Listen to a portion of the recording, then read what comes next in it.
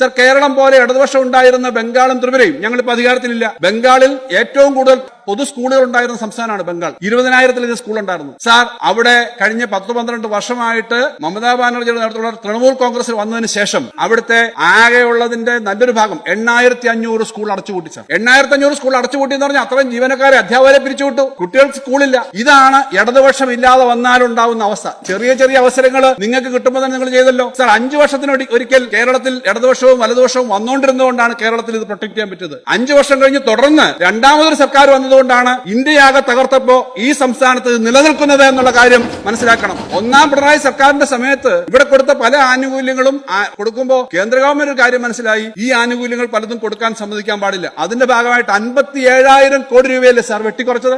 ഏതൊക്കെയാണെന്ന് ഞാൻ പറയേണ്ടതില്ലല്ലോ. GST കോമ്പൻസേഷൻ മാത്രം 12,000 കോടി രൂപ. അതുപോലെ തന്നെ മറ്റ് നമുക്ക് തരേണ്ട ഡിവിസിബിൾ പൂളിന്റെ കണക്ക്. സാർ, നമുക്ക് ഒരു കാര്യം ഞാനിവിടെ നന്ദിയോടെ ഓർമ്മിപ്പിക്കാൻ ആഗ്രഹിക്കുന്നു. 16ാം ധനകാര്യ കമ്മീഷൻ വന്ന സമയത്ത് നമ്മുടെ പ്രതിപക്ഷം വളരെ ഉത്തരവാദിത്തമായിട്ടുള്ള നിലപാടെടുത്തു എന്നാണ് എന്റെ അഭിപ്രായം. കാരണം ധനകാര്യ കമ്മീഷന്റെ മുമ്പിൽ കാര്യങ്ങൾ കൃത്യമായി പറഞ്ഞു. കേരളത്തിന് വലിയ തോതിൽ വെട്ടിക്കുറവ് വന്നിരിക്കുന്നു. കേരളത്തിന് ഭാവിയിൽ എന്ന് പറഞ്ഞാൽ ഈ ഗവൺമെന്റിന്റെ കാലത്ത് കഴിഞ്ഞ അടുത്ത ഇലക്ഷൻ കഴിഞ്ഞിട്ടാണ് അടുത്തത് വരുന്നത്. അപ്പൊ ഈ ഗവൺമെന്റിന്റെ കാലം കഴിഞ്ഞ് 16ാം ധനകാര്യ കമ്മീഷൻ വരുമ്പോൾ ഞങ്ങളും ബഹുമാനപ്പെട്ട മുഖ്യമന്ത്രി തന്നെ രാഷ്ട്രീയ പാർട്ടി നേതാക്കന്മാരെ വിളിച്ചിരുന്നു. അവര് വന്നിട്ടും അവിടെ പറഞ്ഞു കേരളത്തിന് വലിയ തോതിലുള്ള വെട്ടിക്കുറവുണ്ട്. ആ വെട്ടിക്കുറവുണ്ട് എന്നുള്ളതിന്റെ ഒരു കാരണം നമുക്കിപ്പോൾ ബാധിക്കുന്നില്ല സാർ. അത്രയും വെട്ടിക്കുറവ് വന്നതുകൊണ്ടാണ് ഇത്രയും സാമ്പത്തിക ബുദ്ധിമുട്ട് വന്നത്. എന്നിട്ടും ഈ പറഞ്ഞ ഒന്നാം പിണറായി സർക്കാർ കഴിഞ്ഞ് രണ്ടാം പിണറായി സർക്കാരിന്റെ സമയത്ത് ഇത് കൊടുത്തത് ഈ സർക്കാർ ആയതുകൊണ്ടാണ്, അതിന്റെ ഭാഗമായിട്ടാണ്. പക്ഷെ ഞാൻ പറഞ്ഞ ബംഗാളിലെയും ത്രിപുരയിലെ അനുഭവം നോക്കണം. ത്രിപുരയിൽ 1,59,000 സർക്കാർ ജീവനക്കാരുണ്ടായിരുന്നു. കഴിഞ്ഞ 7 വർഷമായിട്ട് അവിടെ BJP ആണ്. സാർ, അവിടുത്തെ റിട്ടയർ ചെയ്ത 59,000-ലധികം വരുന്ന സർക്കാർ ജീവനക്കാർ, അധ്യാപകരും ജീവനക്കാരും അടക്കമുള്ള ആളുകളെ പകരം അവിടെ ആരെയും നിയമിച്ചിട്ടില്ല. ഇപ്പോ